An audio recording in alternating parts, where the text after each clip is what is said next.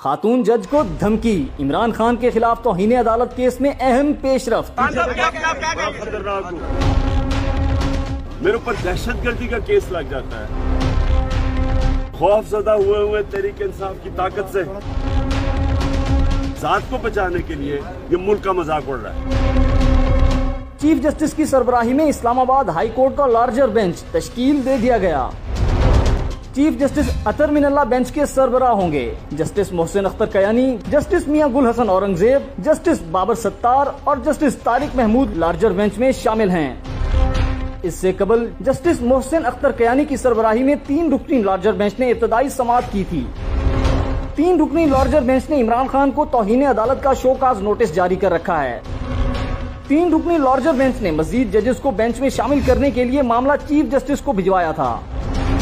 अदालत ने इमरान खान को 31 अगस्त को जाती हैसियत में तलब कर रखा है।